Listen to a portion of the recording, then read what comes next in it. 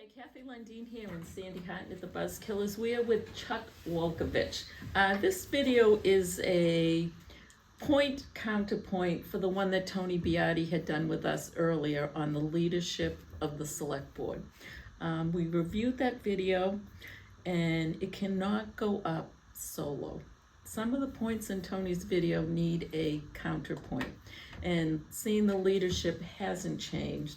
We figured Chuck could just do a 1, 2, 3 on Tony's video so the town gets a clear view from both sides, not just one. So Sandy's this is Chuck, select board member. I think he has 1 more year, 2 more years? 1 more year. 1 more year. And he's gonna clarify some points. So Sandy has the first question. Okay, so Tony says on our video, the leadership is implicitly biased against him. Now, implicit bias means a negative attitude unconsciously directed to a person. Do you feel that's a legitimate complaint? I don't feel that that's a legitimate complaint. You know, if we look at, and this is going to sound like a silly example, but when Tony was videoed, he was in a nice studio. He was. So, but I'm sitting in the conference room A being videoed on a iPhone versus a professional thing. Yes, so do you guys have bias against me? No. But see, that's how bias can be construed. Yes, yes. Anything that you do a little bit differently towards another individual may be construed as bias. Most people don't act on their bias. I'll give you an example. When I was trying to be appointed for the Climate Change Council a number of years ago, before I was on the select board, Tony was adamantly opposed to my appointment.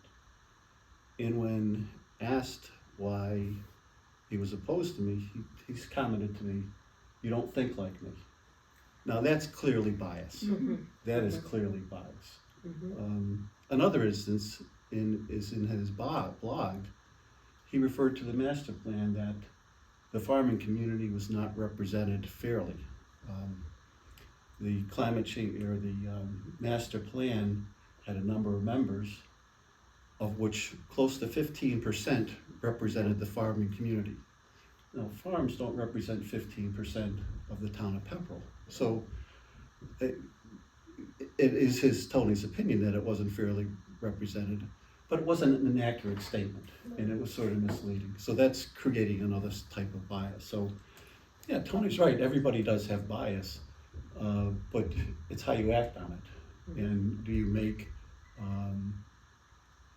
decisions solely on your bias? And I do not feel that I make decisions based on my preferences. I like vanilla ice cream, but if someone offers me chocolate, I'm going to eat chocolate ice cream. So it's hard to do that. Especially when you've been charged with representing the whole town. We're representing the whole town, the whole 12,000 people, all the 8,000 voters. That's who we're supposed to represent. Not continuing focusing on one aspect of the town or just one parameter. We're charged with the fiscal responsibility and sustainability of the town as a whole, not just one segment. Okay. Tony said, the leadership takes a position and becomes rigid and can't hear or tolerate opposing views. His. Do you listen to Tony? I do listen to Tony. I don't agree with everything that he says, but Tony does raise some good points at times. As far as becoming rigid, if you look at the ARPA funding discussions that we're on, one of the ARPA fundings was for protection around our wellheads. The initial request was $1 million, and it settled on $500,000. Tony voted against the $500,000. When he asked why he voted against the $500,000, he says, "I want it all. I either get it all or I get nothing." That's not working in the spirit of cooperation. No. That's single-minded, single-focused attitude. Now, those are comments that have been made in a public setting. So it's not really correct in how you're doing that. You know, another thing that was on the ARPA funding was Tony was lobbying for supporting certain charitable organizations. Not all charitable organizations, certain charitable organizations. One of which he was on the board, or at least on their website it was posted as being on the board. So here's a select person advocating for charitable organizations, but not all charitable organizations, just select organizations, and specifically one that included that he was a member of the board. Now that's purely against ethic violations. You're not supposed to discuss appropriations to any organization that you're involved in. So it's a whole bunch of things that we have to look at. Okay, this is a little broader statement he made. Tony said, too much antagonism. It's a hostile environment among the leadership and the committees. I can speak for the select board, or at least I can speak for myself. I Yep. can't speak for the select board. Yep. There's a little bit of an issue in that what is truth and where do you end with truth?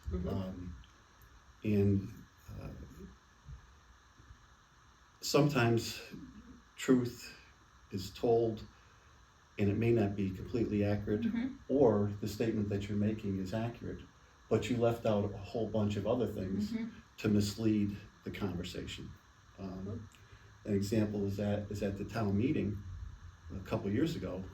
Tony accused me of not supporting the environment or climate change without basis, without any facts, just made a blanket statement at town meeting. Now that's his opinion. It's not a statement that should be made at town meeting, and it's without fact. But it did leave the voters or the residents of Pepperell in a quandary. You know, another example of that is at the recent town meeting when we were discussing the override, and Tony brought up the posture about the possibility of a senior tax credit. The way he posed it is that the state has a bill in front of it to address this, and that is a correct statement. The fact of the matter is that the senior tax credit was on Tony's plate prior to me becoming a select board member, and there was no action taken on it. I did take over some of the leadership on that in working with Tony. Tony's going to work on the disabilities and some other things, and I was going to work on the seniors. No effort was done on the disabilities. I made a proposal to the select board that we should, at least at this point in time, look at increasing the rates that we're giving for the exemption, because the other aspects of changing our senior tax credits are more complicated. And in fact, I did take part in some seminars related to the new bill that's in front of the government for changing it. And it doesn't really just change it instantaneously. No. So the way some people came up to me after the town meetings is, so if I vote for this, if the Senate or the government, state of Mass votes this law in, I'll automatically get a tax break?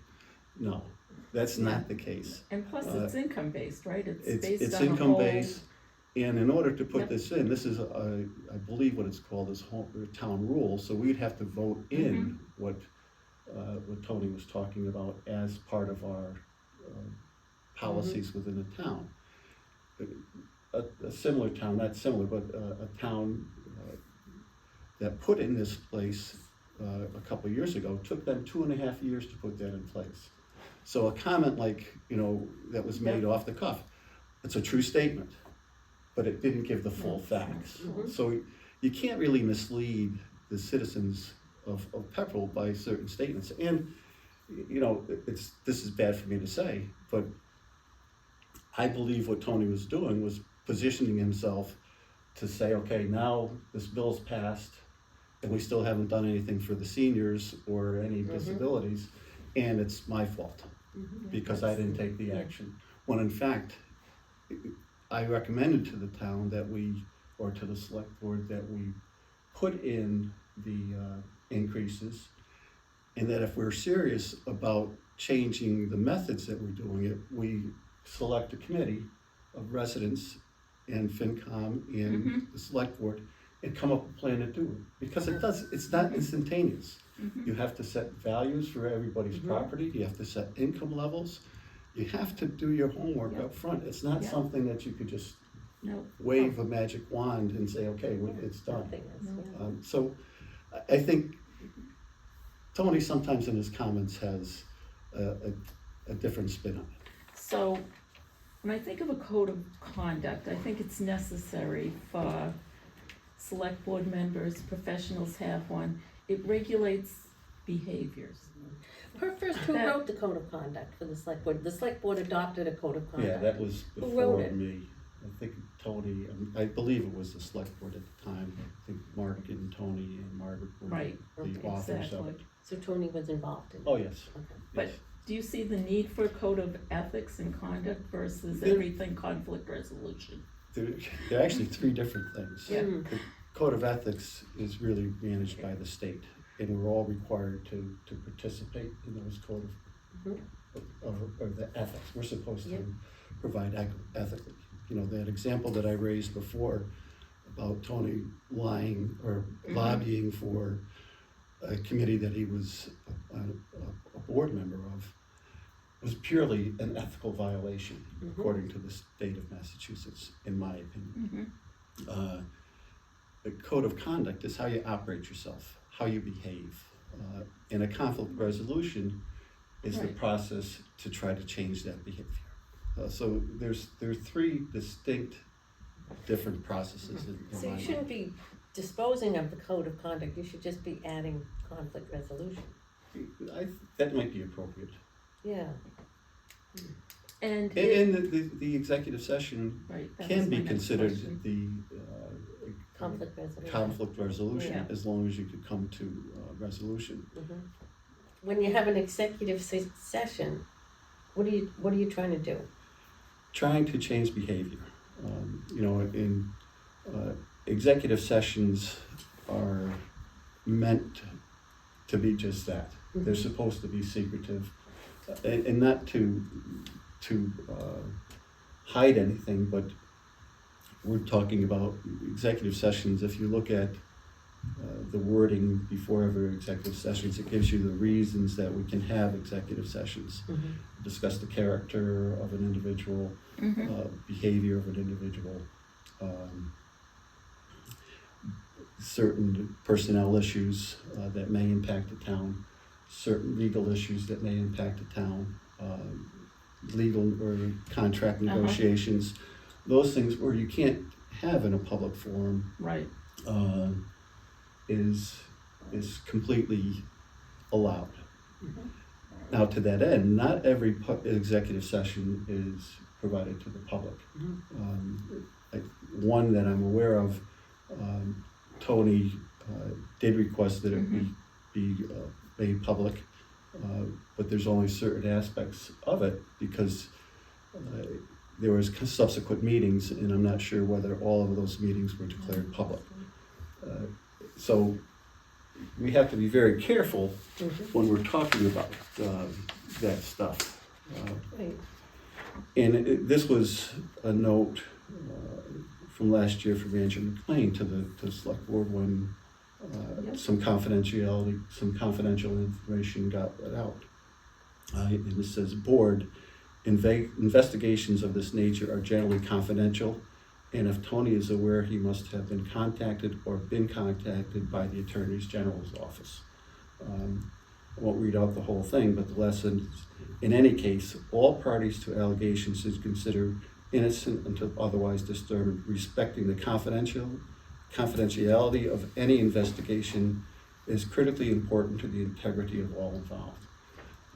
Now, when Tony brings out and talks about executive sessions, he's really breaking the trust of not only the select board members or the people that are involved in the executive session, but also breaking the trust of the residents of Pepperell.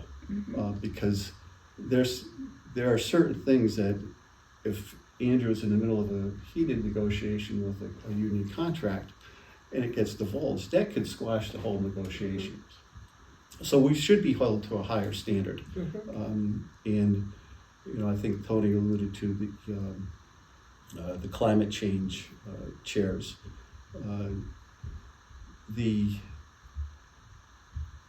co-chairs of the climate change committee had continuous conflicts with Tony for his interruptions and had repeatedly asked him to stop meddling into their affairs.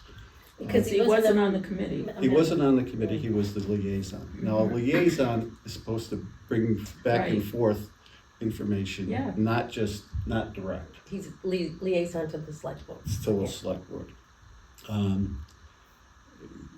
The co-chairs contacted me a number of times about what they were trying to accomplish in the interference that was being made.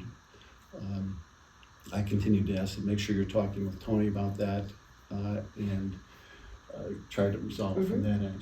And I also know that the chairs also discussed it a couple of times with Andrew about the process. So it really was important for the board to have an executive session on that. And Tony did request that information be let out in public, so I feel comfortable in talking Yeah, about yeah, that. it's out. But the two individuals were visibly upset. Yeah. And if you listen to the video or watch the video, the mannerisms and the tones, they were very scared and nervous. You know, and I hate talking about other individuals in this, but it's something that was brought out, and I think And it is on video. I it mean, is you can on watch it. video. It's And I open. think it is disingenuous for Tony to blame the current leadership or administration for his bad behavior. And this isn't the only administration that has same conflicts with Tony. Yeah. Because he's been in Bill- 3 executive sessions, I think, right? 3 Called under this one, and I believe 2 or 3 under past chairs of the select board, including Margaret and Bill. So it's a continuation. It's not just this leadership. It's not just this leadership, it's a continuation of other leadership's positions. So I don't know. Yeah. So did it come down to an email that he sent the women, or was it just ongoing behavior I towards believe it them? was ongoing behavior towards them. Okay. Now, if you watch them run a meeting, they were actually pretty good. Yeah, They were, you know, yeah. everybody runs meetings differently. Yeah, You know, sure. and I'll go back to my first statement where Tony was opposed to me being on the climate change. I didn't think like him. So do these co-chairs not think like him, so he's trying to get them steered into a specific direction? In Tony's behavior, did he break the law? Did he break any mass general laws in using his power as a select board towards those women? You know, I think Tony in his response did say that he didn't feel that we were capable of determining whether he broke a law or not because we're not attorneys. Tony was offered the fact that we could present this whole package to our town council for review. And Tony denied that request. So there was an ability to have a third party who has legal aptitude to review it, but it was not accepted. In my mind, running businesses, this bordered on workplace violence, harassment in the workplace, and discrimination, which are all serious. I'm not. It's kind of what I he- know what I would have to do in a business. I would Yeah. have to have a full investigation. I would have to bring in all parties. I'd have to interview them and discuss it. So, and that's what the select board did with the climate change people. Which the climate change committee is just a recommendation committee. It actually doesn't have any power. Correct. So it seems rather exaggerated to treat people that way on a committee that only recommends. Yeah. Okay, so this is another statement. The executive sessions have been politicized with false narratives against Tony. Now, false narratives to me is a lie. So he's saying, he used the word false narratives. Right? You know, again, executive sessions are confidential in nature. Mhm. I don't know what Tony is alluding to.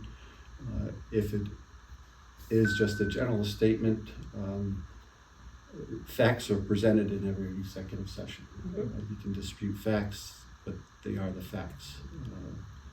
I don't believe that they're done in any fashion, but trying to make sure all the facts are outlined. Mhm. And he also said he wasn't told what this last executive session was gonna be about. Was he told? I don't know, because there are numerous times when we don't when information pertaining to Mhm. executive sessions Mhm. is not publicized. Mm. If you look at the notice, it just gives you that executive Yeah, sessions yeah. we have, and we will be discussing the character or sensitive nature or stuff, but it doesn't address certain individuals. Again, it's to keep the confidentiality of what's going on in public, and why the state is so firm that information that is discussed or presented in executive session is not discussed outside the executive session unless it is voted on to be in the public domain. It is impacting town progress. The executive sessions take away from your job of making progress in this town. We're in a budget crisis, and you're dealing with a select board member, his behavior, which has nothing to do with our financial problems. That's correct. And that is upsetting to a citizen like me. I think it's wrong that this is taking up so much time. And it's because of one member. One member has had more than 3 executive committee meetings. Yeah, and it spanned over different administrations. Mm-hmm. Not And just I one don't administration. understand why the public isn't upset about it. So, when Tony's out in the public, that's what you hear. It's not Tony, it's the leadership, and we heard that all His this election. constituents are telling him he's being picked on. People say everything all the time, but it doesn't mean that it's correct. You know, Right. it just Okay, means right. that's their opinion. And I don't think 12,000 people are stating that. Yeah, it is. But Tony gets reelected because people don't search out the other side of Tony's story. That's, I can't say that's I the can point. cut that out, I but think, Yes. well, you can leave that in there, I don't care. oh, okay. I think it's more that the people that vote in the town aren't representative of the total town, you know. Mhm. That's This true. last Yep. election, we had probably the highest turnout that we've ever That had. is true. But in normal elections, we have what, between 12 and Yeah, no, 1,500 yep. people? Yeah. So That's it's true, we not, did. it's not huge for turnouts. So the next question, it's the same leadership, same group. What process could be changed to, if there is hostility, decrease the hostility and everything? What's missing that's happening? Like, what would be your idea to fix it? There's a new thing, not a new thing, it's been around for years, but the greater good. Mm-hmm. You know, if we look at the greater good, the state can do their thing, the federal government can do their thing, but at the local level, we should be doing things for the greater good Mhm. of the community, Mhm. not just our personal agenda. Mhm. We're elected to represent all of the citizens, all of the voters, and we should be moving forward towards the greater good. Tony likes to say that I just want to build out this community. Yeah. That's not the case. If you watch any of the master planning meetings, I've talked about smart growth, Mm-hmm. open space residential districts. When I was on the Climate Change Council, I was part of the committee that was rewriting or helping the planning board with their draft on the open space residential district to make sure that it was allowing developers to go into that. One aspect of it is open space residential bylaw is by special permit, whereas a regular development is right of use or by right. So maybe the two should be the same. Maybe they both should be by special permit or by right of right. I do think special permits for developments and for anything of a large nature is not a bad thing, because it allows for a preview of everything and making sure that things are done. And if you look at our growth over the past 5 years, our growth is not saying that we're growing over leaps and bounds. And I think some of the actions that have been defeated in the town actually hurt the town. The 40R vote, that was simply people just didn't want it, or a selected group didn't want it. I also, feel that we can develop this town a little bit better. I'm not a developer. I don't know the ins and outs, but I know that there are going to be some properties that are, at some point will be coming up for sale. It's farming continues to move west, and we're part, and that's been for years. It's nothing new. And as people want to retire, they need to do something with their property. And if the town of Pepperell can offer them some alternatives to either shrink their farm or to take a segment of their farm off and be able to develop it, that would be a good thing. Because I also believe firmly in individual property rights. And by restricting, whatever we want to do with people's property, that's not fair. So you wouldn't be for the 10-acre zoning No, that Tony is for? no. That's exclusionary. Comment or question by Tony, but doesn't understand the ramifications of not doing his homework and being prepared when you're looking at things. How do we get there? It's just a different way. I can't abide by that approach. No. The problem comes down to is when you start going down a path in a meeting and some non-truths are said. It's damaging. It's damaging, and it needs to be countered at that point in time. Right, that's why you're here, countering. It can't, that untruth or misrepresentation or lack of full story cannot go untold. It's he who gets the first word out. Whether it's right or wrong, that's what people hear first. Then you have to defend it. That's hard to do. It's hard to do, and that's sort of what we're faced with. So I still believe in the greater good for this community. That's the way it should be. Yep. I do have one more question that I don't think we addressed. The leadership, which we continually heard, which I tend to think Andrew is kind of directed at Andrew. Does he trust his staff, and do you have any issue with him? Do you see any problem with Andrew as a TA? I have no problem with Andrew as a TA. I think he's well organized. I think he's takes everything to heart. I think he trusts his staff implicitly.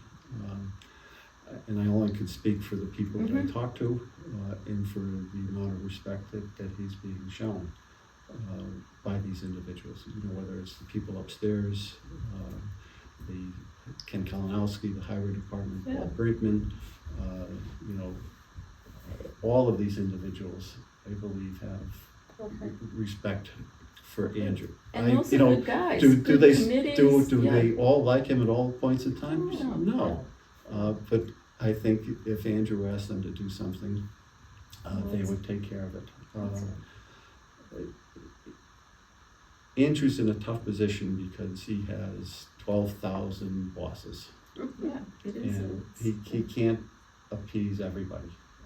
And it's unfortunate because you have to take direction from someone. And the two main, actually three main, every committee is important, but direction comes from the select board, who gets their information from the other committees. So it is a funnel type of approach, but it is still cumbersome because he has to be responsive to 12,000 people. And I think he does a good job with that. Yeah. One other thing, transparency. Everything's on video, so I think everything's pretty transparent. Do you see? You know, at some point Because in that's time, a word I heard quite frequently. if someone can describe what transparency Yeah, I to me is, I really don't get that. It's a new word that came in, and what I think it really means is tell the truth. Yeah, You know, yeah, isn't that what we're supposed to yeah, do? yeah. And give the Tell the full truth. story, Show not your just cards, what you're working for. just not your individual portion of the deck. Right. You know, let's give the whole story. Let's not mislead. Right. So I don't have a solution. You know, can I improve? We all can improve. But I can't sit blindly when a falsehood is. You want to wrap it up? It just comes down to we should be here for the greater good. Yep. Yeah, Good. like And that. I really believe that. I try to model myself after that. I don't always succeed, but I keep on trying. Okay. Thank you. Thank you, for your that was service. great. And that's